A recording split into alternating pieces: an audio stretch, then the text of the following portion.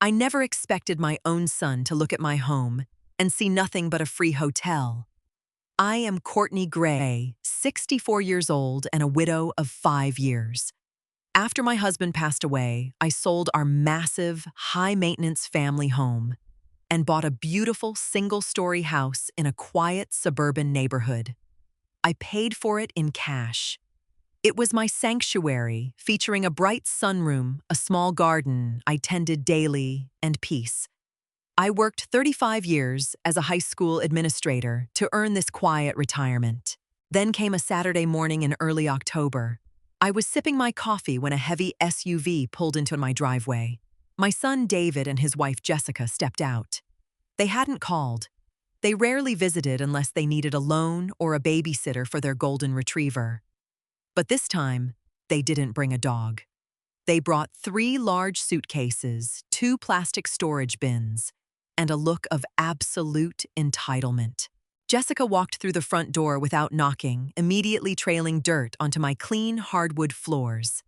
She didn't offer a hug or a greeting. Instead, her eyes scanned the living room, calculating. "This wall color is awful, David. We'll need to paint it a neutral gray," she noted, pointing at my warm beige walls. David rubbed the back of his neck, looking everywhere but at me. "Hey, Mom. We're going to crash here for a bit. Our lease is up, and we need to save some cash." He didn't ask. He just stated it as a fact. I placed my coffee mug on the kitchen counter, watching the two of them act as if I were merely the property manager. I didn't raise my voice. I didn't panic. I just observed the heavy luggage currently scratching my floor. "A bit?" I asked, keeping my tone perfectly level. Jessica stepped forward, brushing past her husband. "Just until we find something better." "Now, which room is ours?" "The big one at the end of the hall, right." That was my master bedroom. The sheer audacity hung in the air, thick and undeniable. I knew right then this wasn't a visit. This was an invasion. I pointed them strictly toward the smaller guest room. Jessica sighed heavily, dropping her designer bag on my pristine dining table. "It's practically a closet, David. Where am I supposed to put my seasonal wardrobe?" David offered a weak, passive shrug, a habit he had perfected over the years to avoid conflict with her. He expected me to cave, to offer up my spacious room just to keep the peace. I didn't. I simply turned around and went back to watering my indoor plants. If they wanted a hotel experience, they had knocked on the wrong door. By the second day, the silent takeover began. I returned from a morning walk to find the antique hallway table, a piece my late husband restored by hand, shoved into a dark corner. In its place stood a cheap modern shoe rack overflowing with Jessica's sneakers and heels. I didn't say a word to her. I calmly picked up her shoes, placed them neatly in a pile by the front door, folded up the rack, and moved my husband's table exactly back to where it belonged.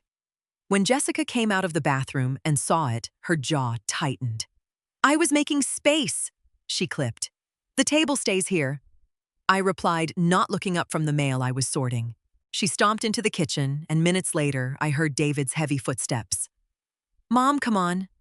Jess is just trying to make it feel like home. You don't have to be so rigid."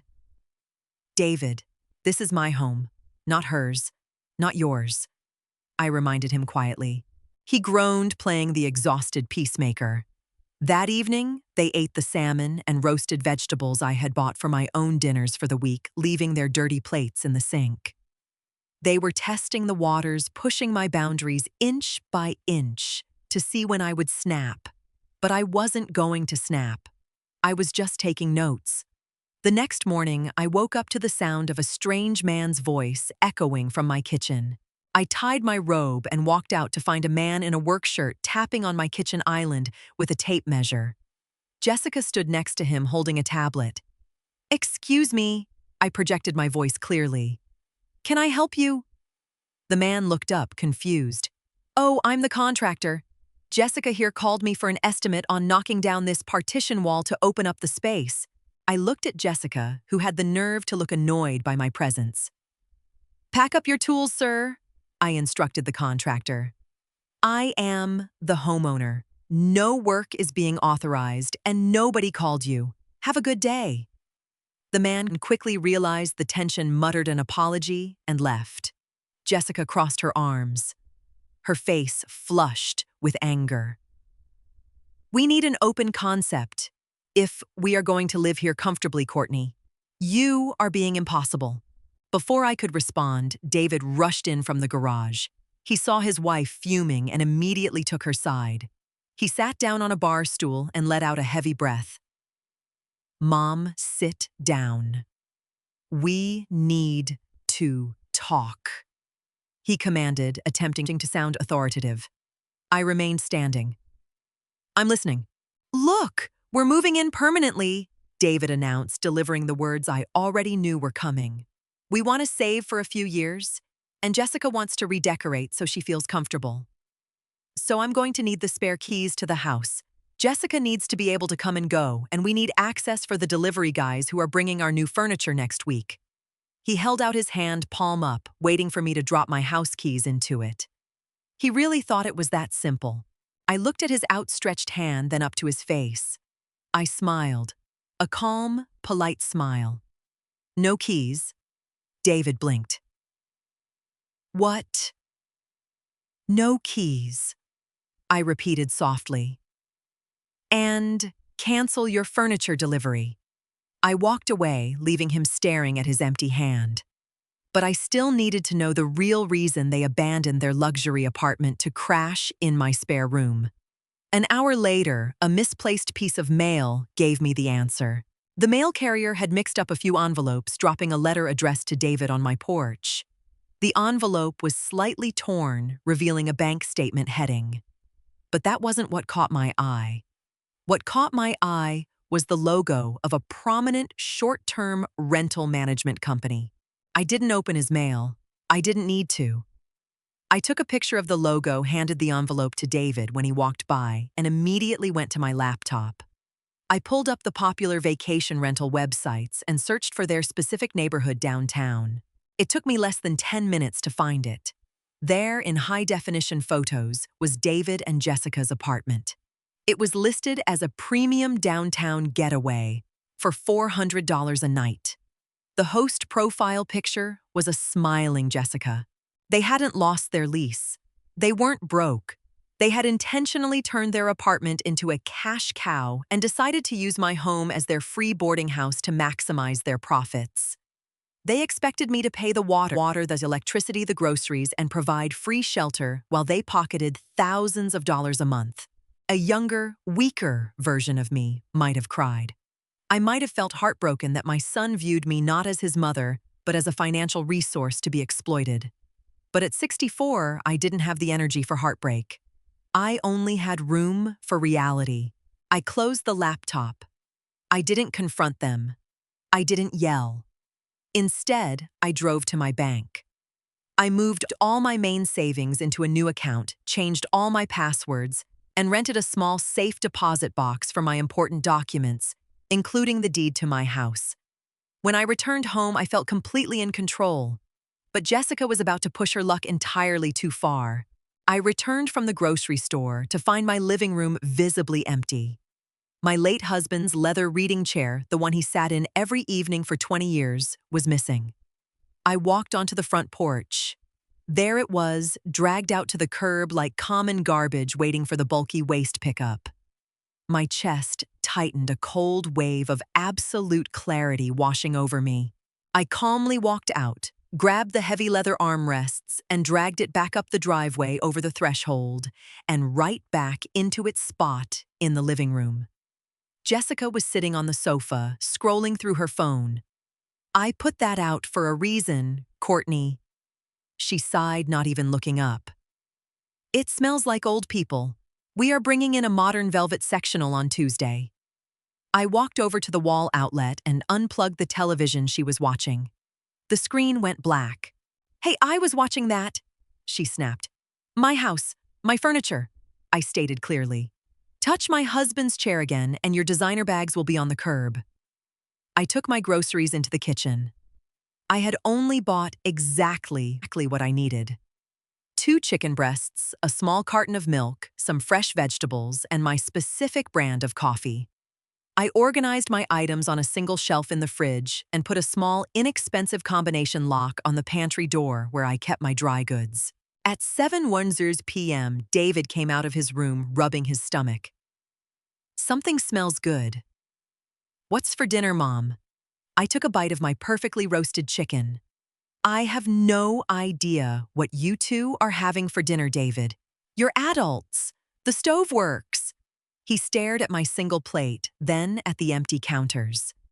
"You didn't cook for us." "I cook for myself," I replied. He grumbled and ordered expensive takeout. They were annoyed, but Jessica thought she had a trump card up her sleeve to put me back in my place. The next morning, I woke up, poured my coffee, and sat at my kitchen island with my tablet to read the news. My device wouldn't connect.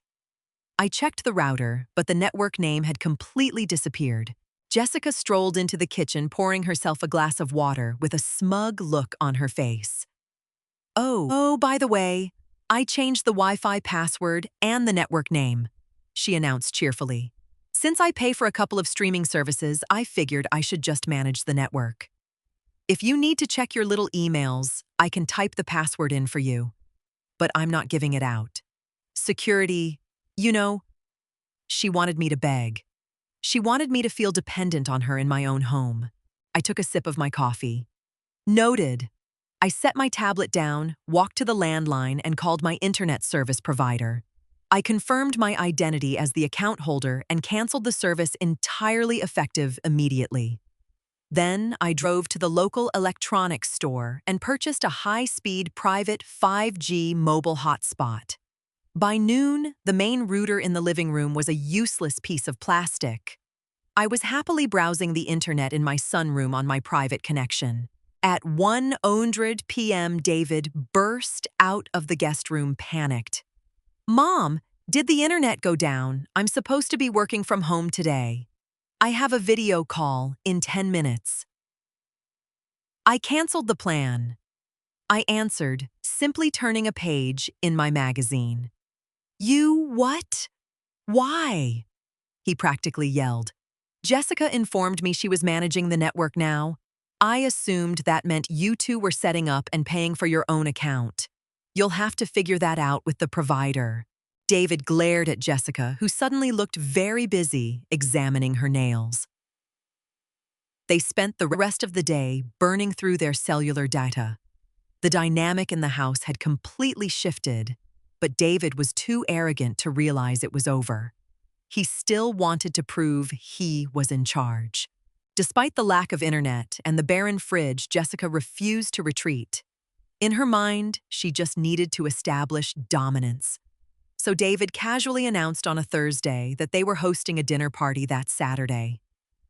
"Jessica's parents are coming along with a few of our friends," David instructed, leaning against the counter. "We're going to grill. Make sure the patio is clean, Mom. And here's a grocery list. We'll need you to pick this stuff up tomorrow." He slid a long piece of paper across the granite island. I looked at it. Premium steaks, expensive cheeses, 3 bottles of specific wine. They wanted to play house using my money and my labor to impress their guests. I picked up the list, walked over to the home office corner, and dropped it straight into the paper shredder. The machine whirred loudly, destroying the paper in seconds. "What are you doing?" David demanded. "I am not your maid, and I am not your bank," I replied calmly. "Host whoever you want. But you will clean, you will shop, and you will pay for it." Saturday morning arrived. I didn't lift a finger. Instead, I packed a medium-sized suitcase with my clothes, toiletries, and some jewelry. I placed it in the trunk of my car. While they were out frantically buying last-minute groceries, I hired a local locksmith. Within 20 minutes, he had replaced the standard lock on my master bedroom door with a heavy-duty digital keypad lock. I spent the afternoon at a day spa enjoying a massage and a quiet lunch. When I returned at 5:00 p.m., the house was chaotic. Jessica was stressing over side dishes, and David was struggling with the grill. The guests were due to arrive any minute. Jessica looked at me desperate, but prideful. Can you at least set the table? No. I answered, walking past her to pour myself a glass of wine. The stage was set. The guests arrived promptly at 6. Jessica's parents, Richard and Pam, walked in with loud voices, admiring the high ceilings and the pristine hardwood floors. 2 of David's friends followed closely behind. Wow, you kids really did well for yourselves, Richard boomed, patting David on the back. This place is a massive upgrade from that apartment downtown. David beamed, absorbing the false praise. Jessica played the perfect hostess, guiding them to the dining table. I sat at the far end, quietly sipping my wine, watching the performance. They treated me like an elderly aunt who happened to be visiting. After the steaks were served and the wine was flowing, David tapped his fork against his glass. He stood up, puffing out his chest. He looked at Jessica, then at his guests. And finally, he zeroed in on me. I want to make a little toast to new beginnings, David announced. Jessica and I love this house. And starting tomorrow, we're going to be taking over the master bedroom to really settle in. So, Mom, I'm going to need those spare keys tonight so we can start moving our boxes in.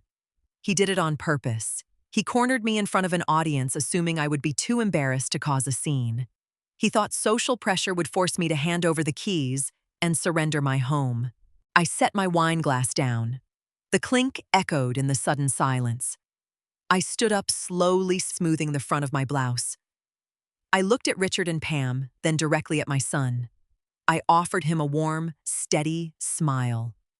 You can't have the keys, David, I said, my voice echoing clearly through the dining room. David nervously chuckled, looking at his friends. Mom, come on. We talked about this. We're moving in. No, I corrected him smoothly. You aren't. Because as of tomorrow morning, I won't be living here. And neither will you. The entire room went completely, utterly silent. Jessica's fork froze halfway to her mouth. Richard and Pam stared at me in confusion. What are you talking about? David stammered, his confident facade shattering instantly. I reached into my pocket and placed a folded itinerary on the table. I am leaving for a 3-month vacation to a resort in Florida. I booked it yesterday. And since the house will be empty, I've taken precautions. I walked around this table, my footsteps the only sound in the room. I called the utility companies this morning. At exactly 8:00 a.m. tomorrow, the electricity, the water, and the gas are being completely shut off. The house is being winterized and locked down. Jessica shot up from her chair, her face pale. You can't do that. Where are we supposed to live? I tilted my head, feigning mild confusion. Well, I assume you'll just go back to your apartment downtown. You know, the one you're currently renting out on Airbnb for $400 a night while trying to live here off my dime? Jessica's mother gasped, turning sharply to look at her daughter. Jessica, is that true? Jessica opened her mouth, but no words came out. She looked like a fish out of water. David's face turned bright red. You're kicking us out! David finally managed to whisper, his voice cracking. I am simply closing my house while I travel, I clarified. If you choose to stay, you will be doing so in the dark, without heat, and without a flushing toilet. And just so you know, the keys you wanted won't work anyway. I had the external locks changed this afternoon. David looked at his friends, who were suddenly intensely interested in their half-eaten steaks. The humiliation he tried to force on me had backfired spectacularly. He had no control over my finances, no control over my property, and no control over me. Jessica slammed her hands on the table. This is illegal. We have tenant rights. I laughed, a genuine short laugh. Call the city if you want, Jessica. But you don't pay rent. You have no lease, and the utilities are in my name. Good luck fighting that in the dark. I didn't stay to watch the fallout. I left them sitting in a deafening, awkward silence, walked into my newly locked master bedroom, and went to sleep. I woke up at 6:30 a.m. to the sounds of chaos. Footsteps stomped heavily down the hallway. Suitcases were being dragged across the floor. Muffled arguments leaked through the walls. Jessica blaming David, blaming Jessica. I stayed in bed, reading a book. At exactly 8:00 a.m., the low hum of the refrigerator died. The digital clock on my nightstand went black. The utilities were off right on schedule. 10 minutes later, the front door slammed shut. The heavy engine of their SUV started up in the driveway and quickly faded down the street. I waited another hour, enjoying the absolute quiet. Then I got out of bed, packed my book, and drove to a lovely little bed and breakfast 2 towns over. I didn't actually go to Florida for 3 months. I just stayed at the inn for 4 days, enjoying room service and long walks by a lake. When I returned home on Wednesday, the house was perfectly empty. They had taken all their boxes, all their cheap furniture, and all their entitlement with them. I called the utility companies and had the services turned back on within the hour. David texted me 2 weeks later, a long, rambling paragraph about how hard things were and how they had to cancel their Airbnb reservations to move back into their own apartment. I didn't reply to the guilt trip. I simply texted back, glad you have the roof over your heads. Love, Mom. I never received an apology, and I didn't need one. My house was mine again. The air felt lighter. I brewed a fresh cup of coffee, sat in my husband's leather chair in the quiet living room, and smiled. A home is a boundary, and nobody, not even family, gets to cross it without respect.